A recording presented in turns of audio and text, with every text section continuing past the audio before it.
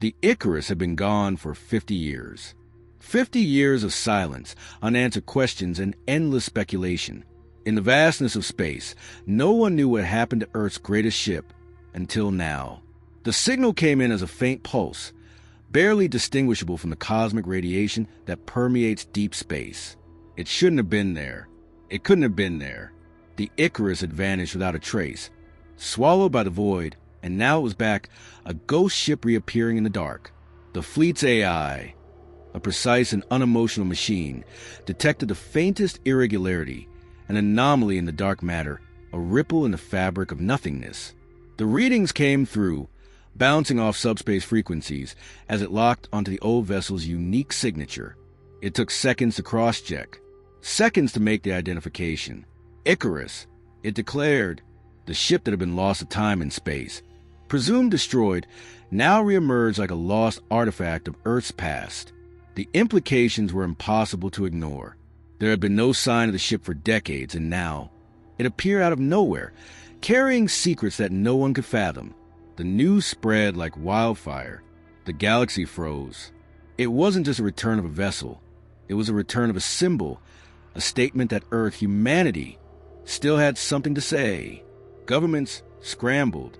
Factions that had long held their grudges against Earth now whispered of what this ship could mean. Power was in the balance, and everyone wanted a piece of whatever the Icarus held. But that wasn't the real mystery. The real mystery was in the silence surrounding its return. No distress signal, no message, no hint of a crew, only the ship, a ship that should not have existed anymore. But here it was, hanging in the cold silence of space like a warning. Back on Earth. The response was immediate. The assembly of a special task force to investigate. The top minds, scientists, military strategists, and engineers were all called together, the best of the best. The Icarus wasn't just a relic of the past. It was a door to the future, a key that might unlock technology or knowledge that could reshape the entire galaxy. But the uncertainty of its return gnawed at them. What had happened to the crew? Why had they disappeared? What had they discovered out there in the vast expanse of the unknown? Within Earth's command center, a briefing was underway. A room full of the brightest minds in the solar system. The mission was clear: retrieve the ship, examine it, uncover whatever was hiding. But what were they truly after? The idea of recovering a lost ship was thrilling, but was a promise of the unknown that had the entire room on edge. The whispers of alien technology, the thought that perhaps the Icarus had stumbled upon something the universe had never seen before. Maybe even something that Earth itself had no business finding. It could be dangerous. It could be the key to their ultimate power. Or it could be the death of them all. Outside, in the cold reaches of space, the ship drifted in silence. The dark void pressed against its hull, a vast emptiness that had swallowed its crew, leaving no trace behind. The mystery of the Icarus wasn't just a disappearance. It was a potential of what it held. As the Earth fleet approached, the silence continued. No signals, no beacons. Only the cold, empty remains of a once proud vessel, its hull scarred by time and space. The crew on the approaching ship could only wonder what they would find inside. Would they uncover the answers they had been searching for, or would they find something far more dangerous than they could ever imagine? The stakes were higher than anyone could comprehend. This wasn't just about recovering a lost ship. This was about the future of humanity itself. The signals became more frequent, more intense as they neared the Icarus. The ship was there. It was real. It was waiting. But there was something else. The data streams had become corrupted. Fuzzy images flickered on the screens. A patchwork of data that couldn't be pieced together. The closer they got, the more irregular the signals became, until they reached a point where no one could deny it anymore. Something was wrong. Something had changed. There was no telling what had happened aboard the Icarus. No one could say for certain what had caused the ship to disappear or what it encountered during its long absence. What had happened during those 50 years? What had it learned? What had it seen? And most importantly, what had it brought back with it? As Earth's fleet prepared for the next phase of the mission, the tension was palpable. The Icarus had returned, but its journey was only beginning. The questions were endless, each one as pressing as the next. Every scientist, every strategist, Every soldier knew that this wasn't just another mission. This was a turning point.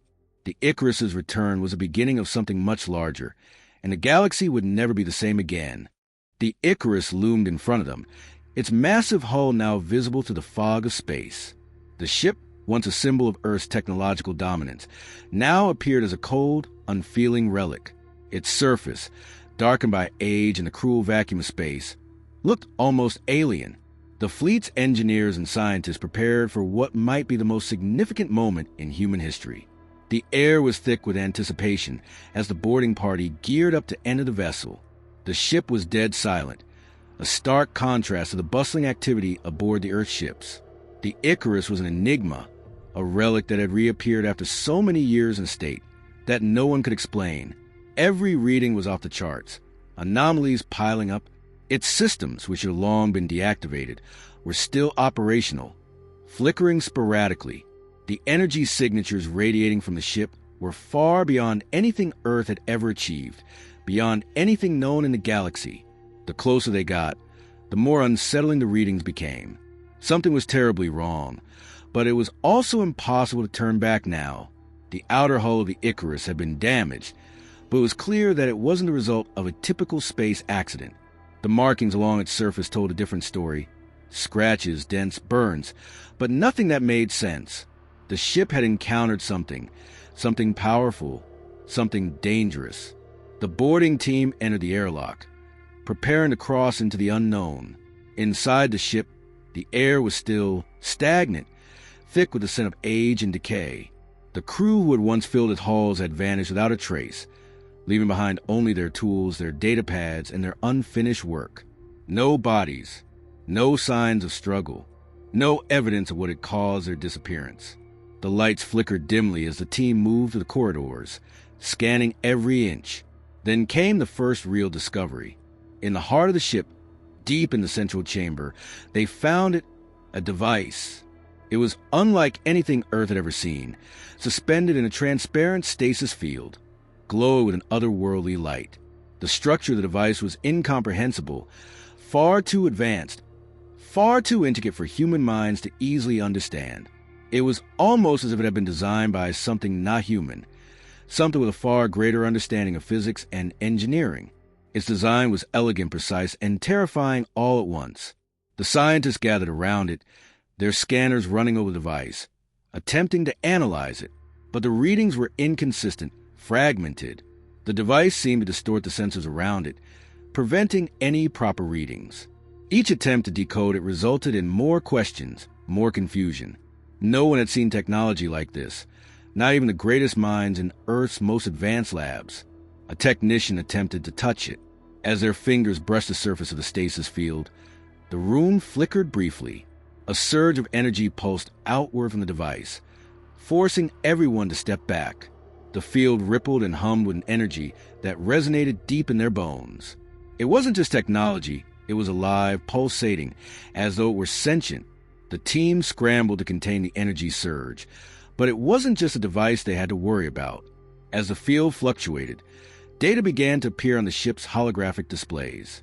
The ship's long-dead systems flickered to life, revealing encrypted logs from the Icarus's final mission. The crew had been studying the device when the ship went silent, and now it was clear this was the very thing that caused the Icarus to vanish. The logs were fragmented, corrupted by time and distance, but one thing was unmistakable. The crew had encountered something far beyond human comprehension. It wasn't just alien technology. It was a discovery that transcended all known laws of physics. The log spoke of Project Eclipse, a code name for an initiative that aimed to unlock the mysteries of faster-than-light travel, of bending space and time itself. The crew had made an incredible breakthrough. Too incredible. They had come too close to something they weren't prepared to understand.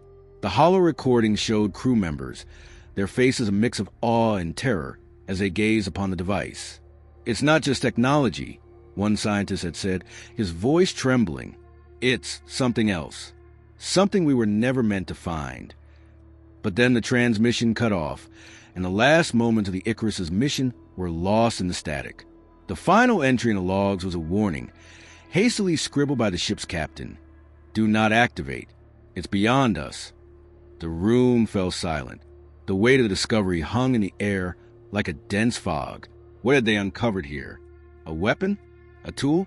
A Pandora's box that should never have been opened? No one knew. But everyone felt the undeniable presence of something far greater than anything humanity had ever conceived. The device's power surged again, this time far more violently. Lights blinked out, and the ship's internal systems began to fail one by one. The team struggled to regain control, but it was no use. The Icarus was fighting back against its explorers, its hidden secrets now waking from a long slumber. The team had to make a choice: continue the investigation or shut it all down and leave the ship to its fate. The debate raged within the group. Some argued that the technology could push humanity into an era of unimaginable power, while others feared that it could bring about their destruction. Every moment spent aboard the Icarus pushed them closer to a precipice, one where the unknown awaited, a force that could either save or obliterate them. The energy within the device was undeniable, and it was clear that it was calling to them, pulling them into the depths of its mystery. But what if humanity was not ready? What if they were about to make the same mistake the Icarus's crew had made all those years ago? The risks were staggering, but the potential rewards were even greater. The Icarus was no longer just a ship. It was a symbol of humanity's greatest ambition and its deepest fears. And as the team gathered around the device, they knew one thing for certain: there was no going back. The Icarus's return had shaken the galaxy, but now the real test was beginning. The device aboard the ship, powerful beyond comprehension, was humanity's greatest discovery and its most dangerous potential weapon. The news of its existence spread like wildfire, and the whispers grew louder across the galaxy. Earth, once seen as a fledgling power, had just unlocked something that could reshape the balance of the cosmos. But the galaxy's response wasn't one of congratulations. It was one of fear. As soon as word reached the Galactic Council, demands came swiftly. Earth was ordered to hand over the device, but the request wasn't a simple one. The Council wanted control over the technology, arguing that its discovery was a matter of galactic security. They claimed that no single species should possess the power to manipulate space-time, not even humanity. The fear of what Earth could do with such technology was palpable.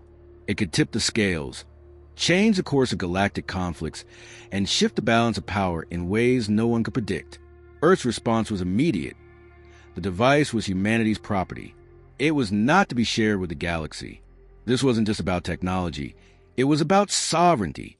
The Icarus had been lost for 50 years, and now that it had returned, it was Earth's right to determine how its secrets would be used. Earth's leaders knew that once the device was handed over, it would be out of their control, and the consequences of that were too great to ignore. The Galactic Council could not be trusted with such power. But the Council didn't take rejection lightly. Within days, a fleet of warships arrived in Earth's orbit, a show of force meant to pressure the planet into compliance. The situation had escalated into a standoff, one that threatened to turn into a full-scale conflict. Earth's defenses were formidable, but they were not prepared to fight a war on this scale. Their only hope was the technology aboard the Icarus. The clock was ticking. A decision had to be made. In Earth's war rooms, the debate raged. Military leaders, scientists, and political advisors gathered to determine a course of action. Some argued that the device was too dangerous to keep. They feared that it would lead to Earth's destruction if they provoked the Council.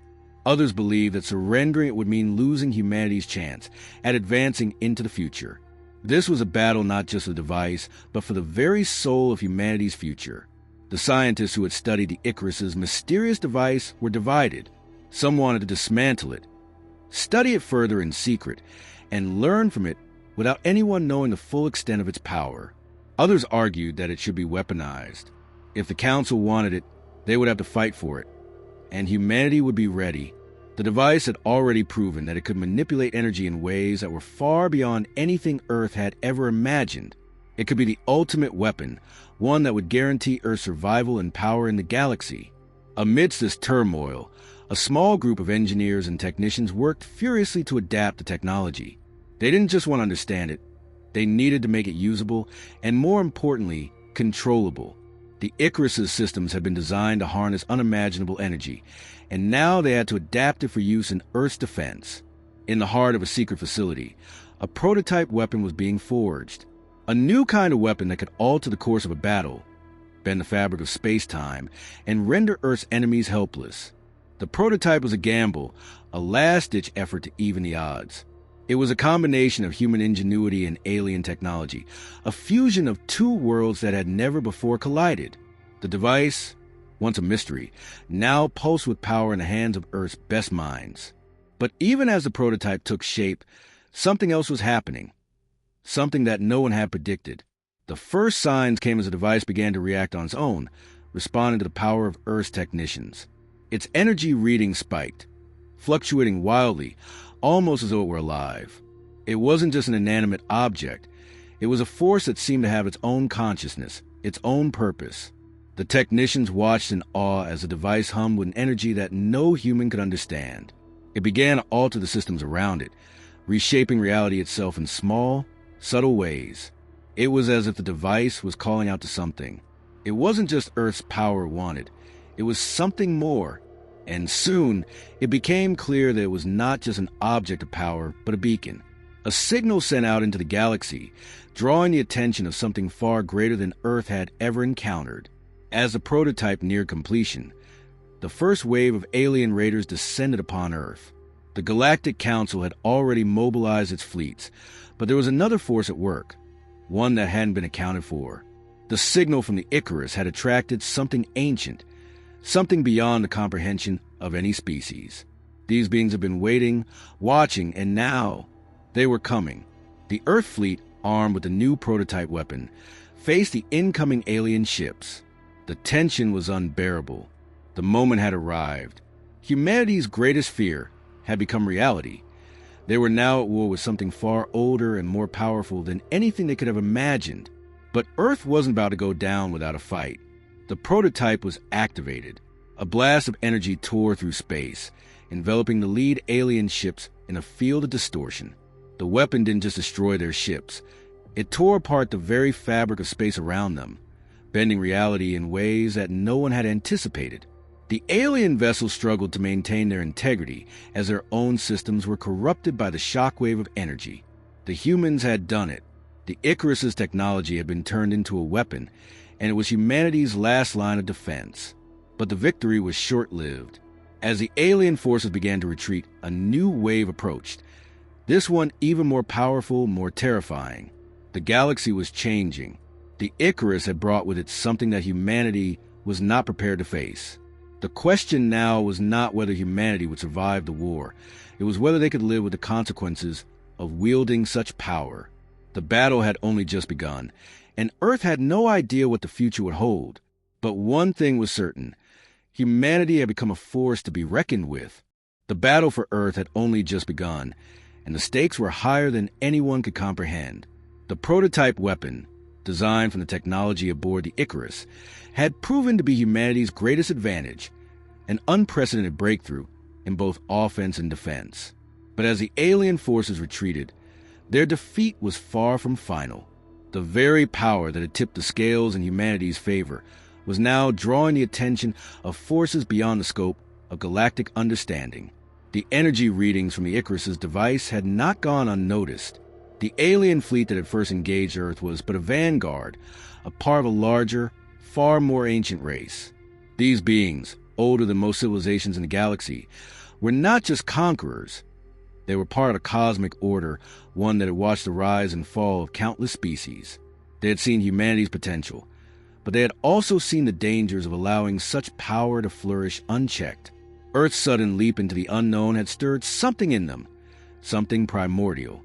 They had been waiting, and now they were coming, not just to claim the technology, but to annihilate it before it could alter the fabric of the universe itself. A warning was issued. From deep within the galactic fringe, the first whispers of the true enemy began to filter through the communication channels. The mysterious race, known as the Zythar, was descending upon Earth, their forces vast and unstoppable. Their ships, massive and alien, distorted space-time around them as they entered the system. The Zythar had once been allies, or at least neutral parties, in the greater cosmic expanse.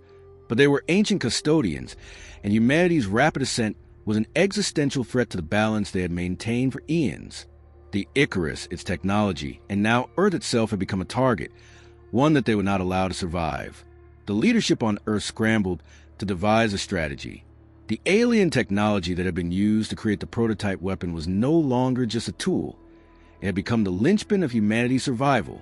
But as the Zythar arrived, it became clear that Earth could not rely on the prototype alone. The stakes had been raised. The fight was no longer just a control over a single device. It was a war for the very existence of humanity. Earth's military and scientific leaders knew that the prototype could not stand up to the Zythar fleet in its current state. While the weapon had worked against the initial wave of invaders, the Zythar were not just a species. They were an entire civilization with capabilities far beyond what humanity had ever encountered. The weapon had to be improved, enhanced, and rapidly. The scientists working on the Icarus's device were thrust into overdrive, studying the alien technology and attempting to integrate it into Earth's military hardware. But the deeper they delved into the device, the more they realized it was something beyond even their comprehension. The Icarus had unlocked something fundamental, something that stretched the limits of human understanding. The device was not merely a weapon, it was a key to unlocking an entirely new level of existence. As the scientists discovered, it was capable of creating portals, bending the laws of space and time, and even manipulating the very fabric of reality itself. This technology was not of this galaxy. It was something ancient, something that had been lost in the void. The Zythar had known about it long before humanity had ever set foot in deep space. That's why they had been watching. They had been waiting for the day when the humans would discover it. And now that day had come. In an underground facility, the weapon was recalibrated, its power amplified, its range extended. The new version was a thing of terror, more destructive, more dangerous. Yet, even as Earth's forces prepared to face the Zythar, something deeper was happening. The device, in all its alien glory, was beginning to affect those who came into contact with it. Its power was intoxicating, addictive. Even the most brilliant minds on Earth couldn't resist the allure of its capabilities. As the scientists worked tirelessly, they began to experience strange side effects, visions of alternate realities, flashes of far-off places, and glimpses of something far beyond their own universe.